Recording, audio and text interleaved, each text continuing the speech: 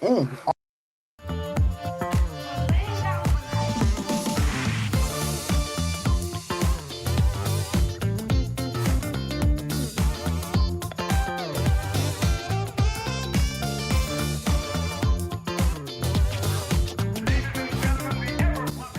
Welcome to the Medical Report Podcast, where we bring health to your ears. Our podcast hopes to help the community learn more about health, but we do have a disclaimer that all medical advice shared here is not an adequate means to diagnose or treat you. We recommend that you seek medical attention from your healthcare provider if you want more guidance on your health. Or if you'd like an assessment by one of us here on the panel, you can reach out through our social media pages. If anyone in the audience has any questions for us individually or about our topic today, please feel free to leave your questions in the chat, and we'll answer it in our Q&A segment later in the show. If you're watching this after our live show ends, feel free to ask your questions in the comments too. Also, be sure to like and share this video. We want to feel the love. Now, let's get on with the show.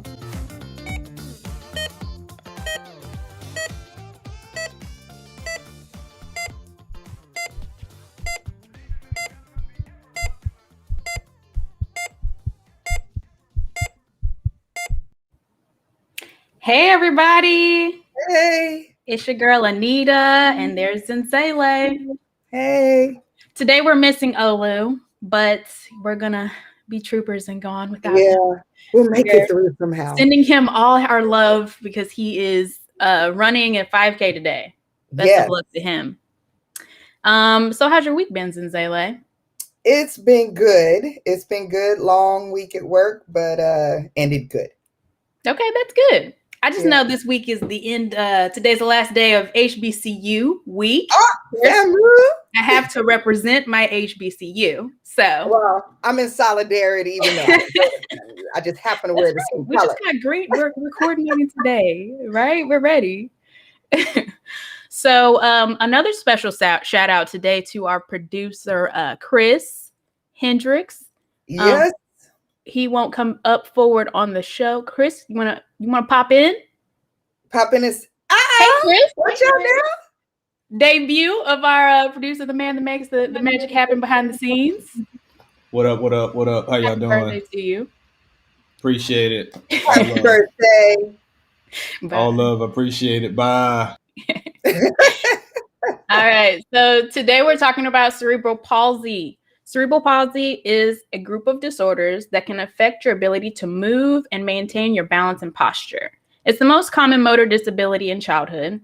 Cerebral palsy is caused by abnormal brain development or damage to the developing brain that affects the ability to control muscles.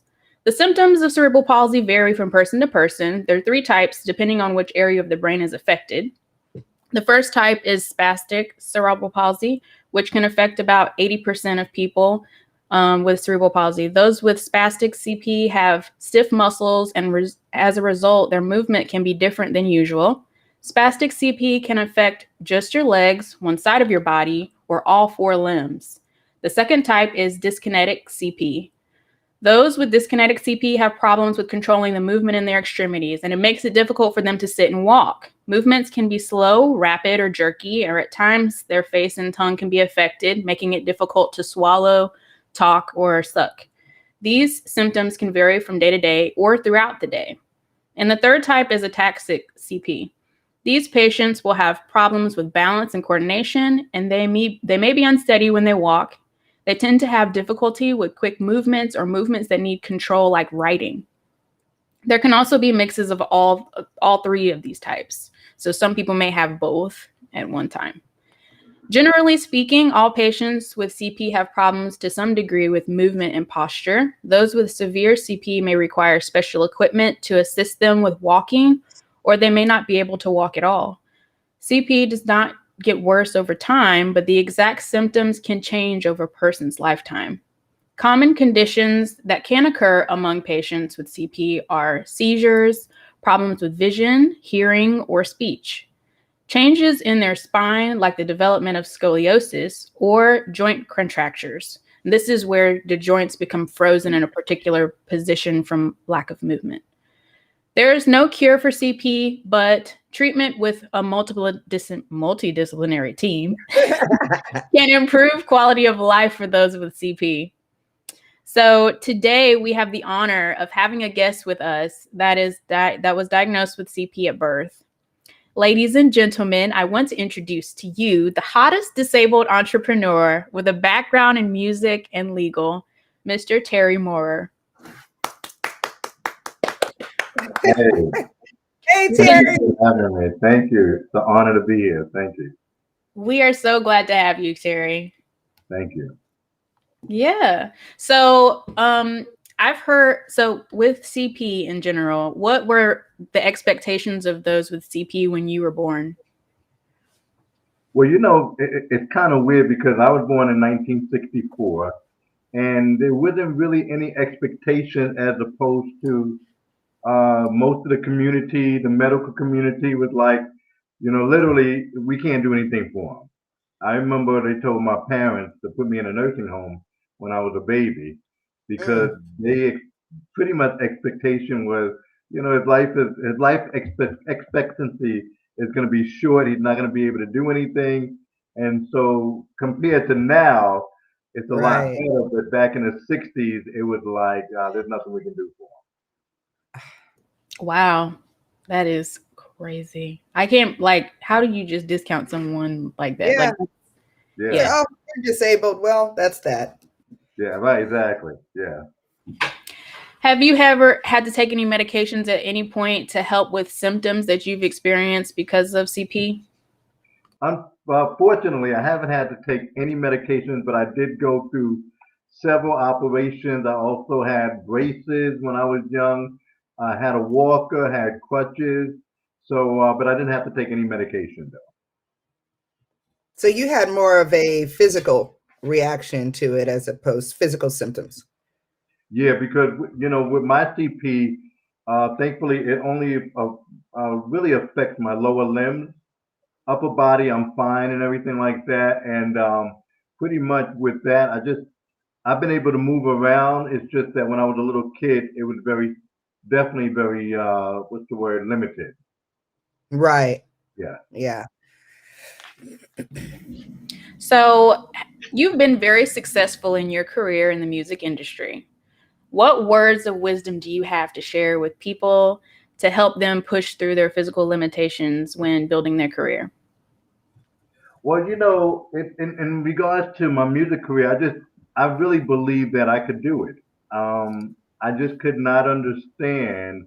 I knew that there were people in the music industry that were doing what I wanted to do, whether it was behind the scenes or in front of the scenes. And I just could not understand for the life of me why I couldn't do it also because I would say to myself, well, they get up and get dressed just like I get dressed. Yeah. They brush their teeth like I brush my teeth.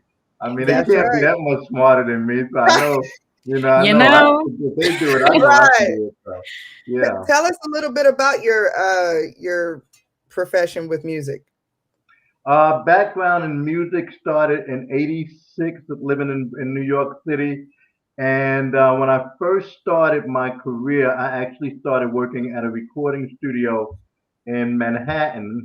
It was a great experience. I worked for free.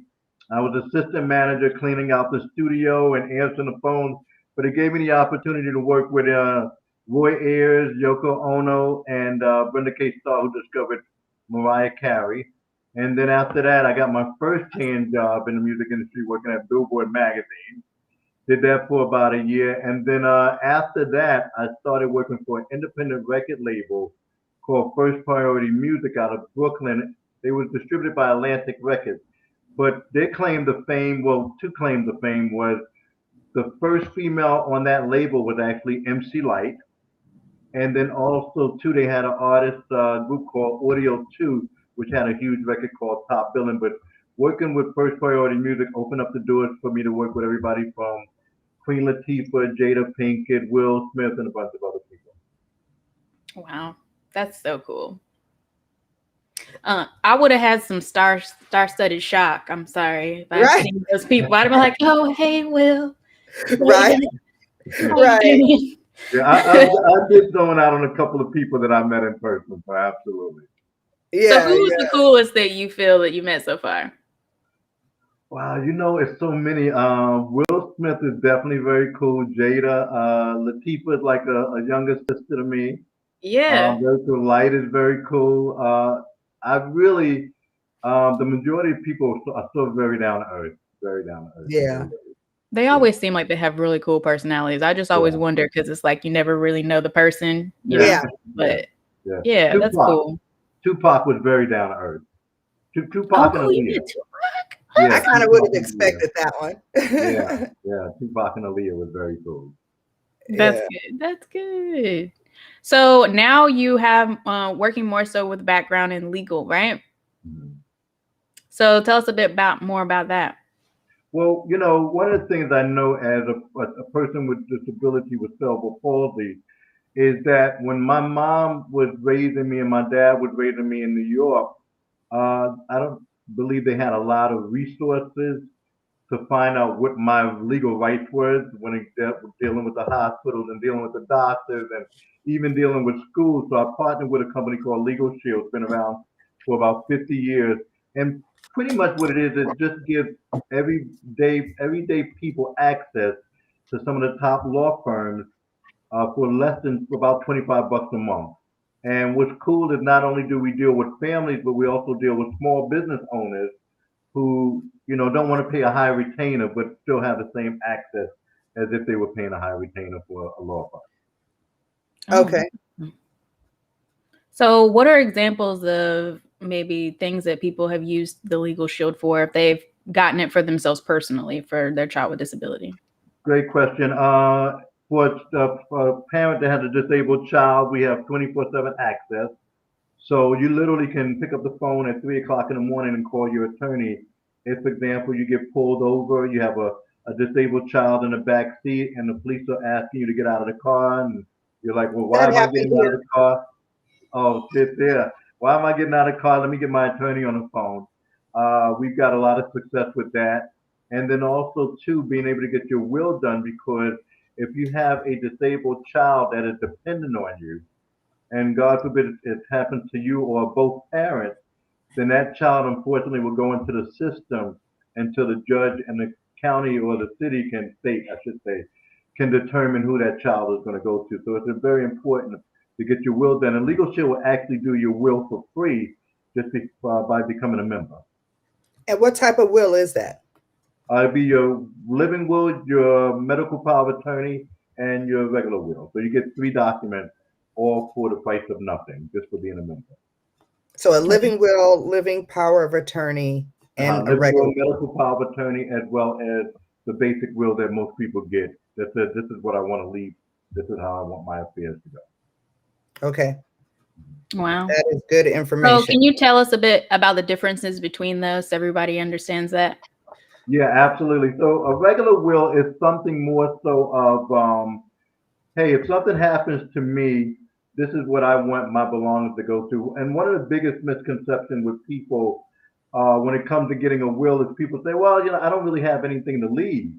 I don't have anything of value. Would you be surprised how many people start fighting over the mattresses? My father always tells me. Right? That's when the ugly comes out of people. Yeah, so those pennies add up. Those pennies add up. Definitely. Somebody wants the back scratcher that I've got. But my father would always tell me, you want to break up a family, let somebody die. Yes. Yes. So people will fight over everything. So will basically says down to the T, I'm leaving this, my baseball hats for my kids. I'm leaving my electronics for my daughters, and it breaks it down. A medical power of attorney really gives the person a medical power of attorney to basically act on your behalf if you can't speak for yourself if you're in a hospital. A living will is basically, hey, this is what I want and don't want while I'm in the hospital. Right. Okay. Yeah, so especially with COVID happening, you got somebody that says, hey, this is what they want done, this is what they don't want done, and I can act on their behalf. And then they also have a living will that basically speaks on their behalf as well. So what age are you looking at doing something like this? I heard at 16, but because, as a parent, you can take care of the child all the way up, until whenever, but usually there's something that happens and is it 21? They'll say they're an adult now, so you can't make these decisions, or? Well, it really depends on that child's capability of can they speak for themselves. But I say to all parents, whether your child is only 2 years old or 30 years old and they're still dependent on you, if they're in a situation where they can't live on their own, then you want to put those paperwork in place so that your final wishes are received. Our Because honor. the last thing you want to happen is that, God forbid, something happens to that person, and the last person that you wanted your child to go to ends up with that person, that aunt that you couldn't stand, or that brother that you knew wasn't going to take care of them. They just wanted the money that they can Yeah. receive every month, Yeah. So yeah, I don't know if this might be a little too specific, but what if you have two parents and they're divorced and special needs? At that, but do you and they disagree on where the child should go? Have you dealt with that? I haven't dealt with that me per se, because the good thing about what I do is I'm not actually an attorney, but I connect people with law firms around the country. We have sort of like a contract with about 50 major law firms in every state that serves our members. So, for example, I'm in the state of Georgia. The law firm that we use is Deming Parker Hoffman Campbell.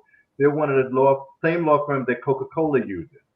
And we pay that law firm $2 million per month because of all the members that are paying between $25 all the way up to $169.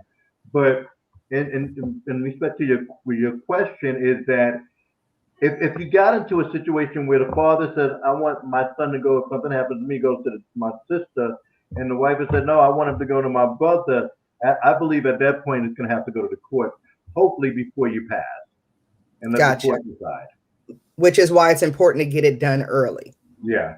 There it is. Because okay. Unfortunately, people wait to the last minute because of cost, and I understand a lot of people say, well, I can't afford it, because the average will is anywhere from $800 and up. And that's one of the reasons why Legal Shield does it for free, to say, we don't want you to have any excuse to do it. I don't know, man. If you can afford that car payment, I think you can afford that one will. Just saying. Absolutely.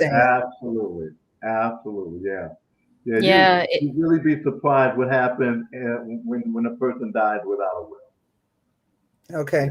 Yeah, I've seen not so great situations and instances where people have not had a will. I mean, working in the healthcare industry in general, like eventually you have a patient that passes or that's put on hospice and they can't make decisions for themselves anymore. Yeah. And then the family comes in, and then their long lost sister, who's their next of kin, comes in, that's not seen them in 20 plus years, but they feel that because I'm the next of kin, I make all the decisions for this patient, though they know nothing about that patient anymore. And it's like, legally, they are the next of kin, but they don't have any documentation that says, I don't want my long lost sister not to tell the doctor what to do with my health. Yeah. So, usually in my situation, it's usually where one child is making all the medical decisions, but the other one's caring for him. Right. Yeah. So. Yeah, I have one of my Legal Shield members. Her and her sister were actually at their father's bedside in the hospital, and the father told them exactly what he wanted. He didn't have a will in place. He told them, this is exactly what I want. This is how I want it to go. Unfortunately, when he passed, one of the sisters were like, okay, what did he say? No. And they started arguing to the point where they didn't speak for years. Oh my goodness. They just started speaking like within the last few years, but it's important to get it in writing. Yeah. Wow. That's not appropriate. Not fun. All right. So audience, now is the time for your questions. Again, we are not able to diagnose or treat you, but here on the podcast, but we're open to your general questions. So if you have anything, let us know. Let's see if we got anything. One says, having a medical power of attorney is such a great topic. Glad it was brought up. I've personally seen the ugly side of how people can get when someone passes. Having all your ducks in a row helps prevent family confusion later. Tessa. Exactly. Yes. Yes. That's exactly what I've seen and experienced with these patients. It's unfortunate, but people get it done. Yeah. Yeah. Yeah. I tell you. All right. Looks like Chris has a question. I have heard that CP is caused by lack of oxygen during birth. Is that true? Not always. I don't know. I don't know if that was my case though. Yeah, I think German measles was what affected my birth most part. Yeah. So Yeah. your experience was that it was your mom had German measles and then you were born. Yeah, definitely complicated the birth. Yeah. Yeah. So lack of oxygen could be a cause, but it's a very small number of cases with people that have cerebral palsy. And abnormal development of the brain can occur before birth, during birth, or within a month after the birth. So it's usually within the first years of the child's life that people will see whether or not they have signs of cerebral palsy. And it can be associated with an infection from the mom or head injury that can occur after birth as well. So not always the direct cause, but yeah. As we were talking earlier, Terry, my nephew has cerebral palsy, and he received his. He was born 6 months premature, and he was born with it. And a lot of his presented. He had the difficulty with movement with his arms and legs, more the clumsy type of, movements that got better over the years. And I know one of his foot was turned inward and had to be corrected a little bit. But other also, as well as some psychiatric issues as well, having to function with that.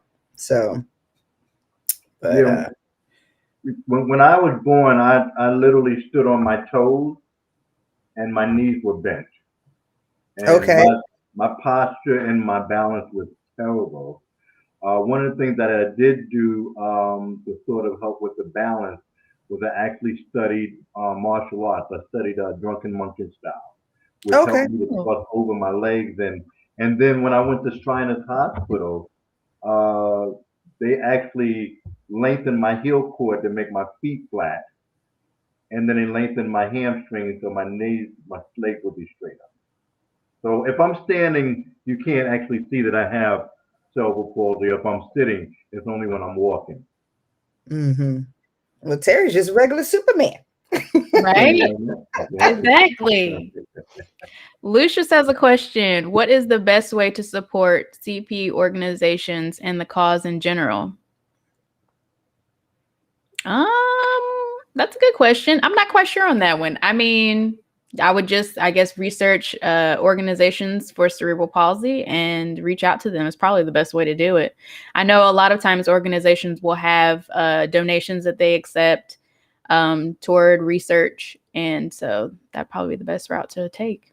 Yeah, UCP is one of the largest organizations, United Cerebral Palsy, and they have chapters all over the country. So they probably have a social media page as well.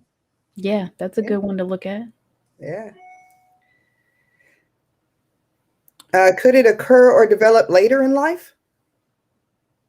Usually we only really see it early in life, like in childhood. So the first few years of life, like usually less than 1 is when you'll start developing symptoms. Any other questions? Lucius said, all right. All right then, Lucius.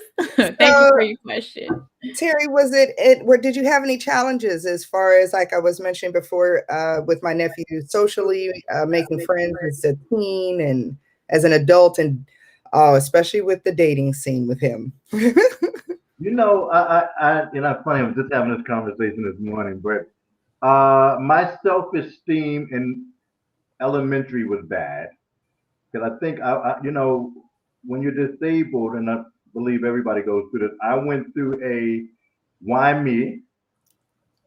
Yeah. Maybe my parents was bad in a former life, and I'm getting punished for it or something. I went through all that stage of, what happened? How did this happen? And I probably rebelled a lot in junior high school, middle school, and when I grew up in Queens, New York, because I was definitely a juvenile delinquent. I hung out with the wrong crowd. I was doing all the wrong things. Yeah. But luckily, the women, and I'm talking about junior high school, and college, didn't really care. Even to this day, it's been a blessing that women, they don't really see the disability. I mean, for the most part, Yeah. majority of Yeah. them don't see the disability. And I think now it has a lot to do because of all the things that I've accomplished. You know, I jump out of airplanes. I'm on the red carpet. So I think they're able to look past the disability as Yeah. someone gets stuff done. Yeah. Well, we always say as women, boy, men got confidence. We sure see it. Oh, Yeah. I appreciate that. And that's Thank you. exactly what I was Yeah, about to yeah. say. It's definitely, I That's feel like what it it's is. confidence. It's the confidence. Yeah. Appreciate it. Thank you. It's Thank you. definitely the confidence. Yeah. Yeah. Chris says, what are some symptoms of cerebral palsy? Will the doctors detect it by default, or is it something you have to look out for as a parent for the possibility to develop? So the symptoms that we spoke about earlier, so things that you may see with your child are the way that they move, or you may see delay in their development of movement. So maybe they're not, they say that some babies, if you pick them up, their head may be pushed back where they, instead of supporting themselves, I mean, most babies, they can't support their heads initially, but we're talking like maybe 6 to 7 months down the line where they're actually able to do that. Their posture is different when you're holding them. Sometimes they aren't able to roll over on the, like, meeting those developmental milestones. Mm-hmm. Walking and crawling may be something that's delayed, and, you know, movement of their limbs in general. There may be some, like we said, some jerking movements or slow movements that you're noticing that aren't typical of other infants that you're seeing. Yeah, with that in mind, I work as a medical speech pathologist, and we work on swallowing disorders and we work on feeding. So those movements during, you know, when they're in early childhood, you can get a lot of assistance with the speech pathologist to be able to help with your feeding. Yeah, because we did talk about that sometimes the patients may have that difficulty with swallowing or talking even. Yeah. So When I was a baby, I couldn't sit up. I would roll over if he sat me up. mm-hmm. Now, see, this would be good for, oh, where's Olu? He could talk about all the physical therapists. I know, because he's our physical therapist. We missed our other guest. Where's Olu when you The trifecta is gone. Yeah, it's all good though. All right, guys. Well, thank you for joining us today. We hope you tune in with us again in 2 weeks and connect with us on our business and our businesses on social media. If you're watching after our live session has ended, you can still leave your questions in the chat and we'll get back to you. If you have any suggestions for a topic that you would like us to cover, send us a DM. If you want to connect with Terry, let us know. Yes, Terry_Moorer on Instagram. All right. Have a good one, guys. All right. Thanks for coming out, Terry. I appreciate you. Thank you for having me. I appreciate it. Thank you.